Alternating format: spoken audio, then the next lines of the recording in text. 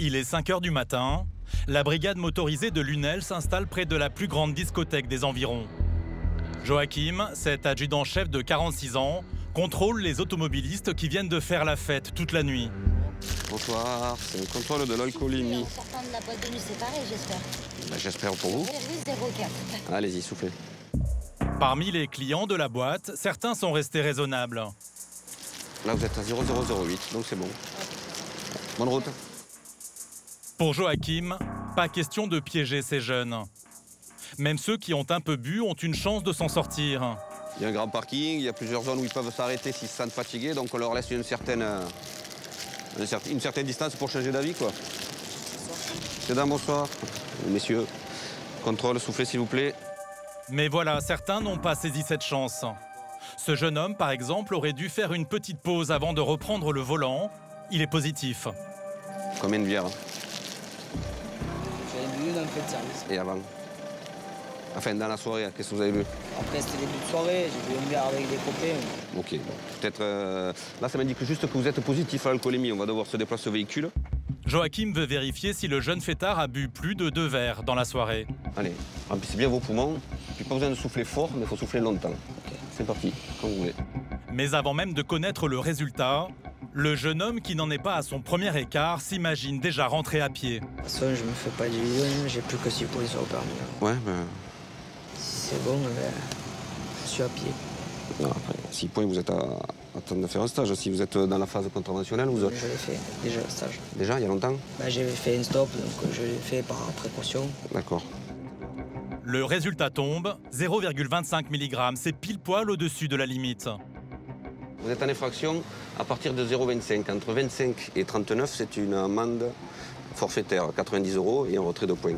Le jeune homme craint déjà pour son permis, mais Joachim a une sacrée nouvelle à lui annoncer, une marge d'erreur.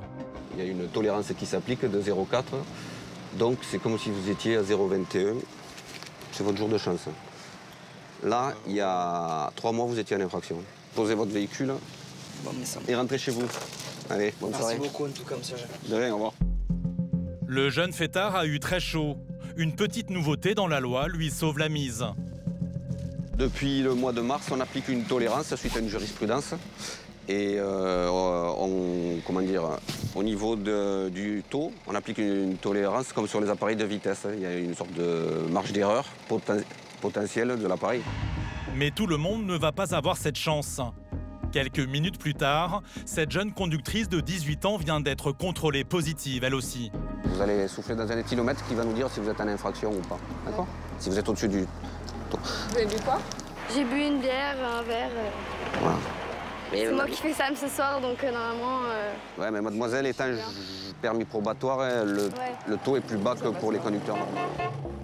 La jeune femme tombe un peu dénue car elle pensait être plutôt raisonnable. Je suis encore lycéenne, donc bah. c'est pour ça en plus que je me suis pas bourré la gueule, je suis très... Dites pas ça, sinon on va croire que vous le faites à chaque fois, sauf aujourd'hui. Pas du tout, mais pas du tout. Je sors pas souvent en plus, donc je les amenais juste à leur voiture, donc c'est positif, c'est vraiment très con. Le gros souci, c'est qu'avec un permis jeune conducteur, la loi ne plaisante pas. C'est 0,10 mg maximum, l'équivalent d'un verre. Donc là, 0,42. Là, il y a 3 mois, vous étiez dans la phase délictuelle. On vous retirez le permis. Avec l'application de la marge d'erreur suite à une jurisprudence, votre taux est de 0,38. Ça correspond à 3 bons verres. C'est-à-dire que vous allez avoir une amende à 90 €, vous allez perdre 6 points, mais comme vous êtes jeune conductrice, vous allez sûrement faire l'objet par la préfecture d'un stage pour ne pas les perdre. Catastrophe. La jeune femme a bu bien plus qu'elle ne le pensait. Si elle ne fait pas de stage en urgence, elle perd son permis. Vous êtes surprise là? Ah oui, un peu, ouais. C'est la première fois que je souffle et j'ai pas mon permis depuis très très longtemps, donc je pensais que une bière, 2 bières, ça suffirait quoi. Mais c'est largement au-dessus de ce que je pensais. Problème maintenant, comment rentrer? Interdiction de reprendre le volant. Il est 7 h du matin et la lycéenne doit très vite trouver une solution.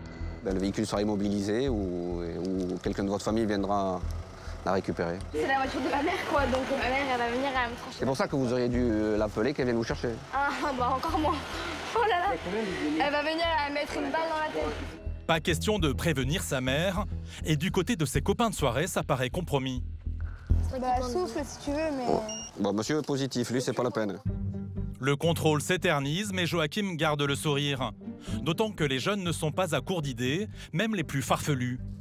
Est-ce que si on pousse la voiture sans démarrer jusqu'au on cimetière, peut aller garer la voiture? Non, le véhicule, il bouge plus. Elle a pas, personne n'a le droit d'être au volant. Ah, elle était poussée, il est sur la voie publique, il circule, donc vous pouvez pas. Le véhicule, il est mobilisé là, il est mobilisé là. Ok, ça marche. D'accord, pas de souci. Bon, on vous demande quand même, au cas où. C'est la première fois qu'on me la sort celle-là.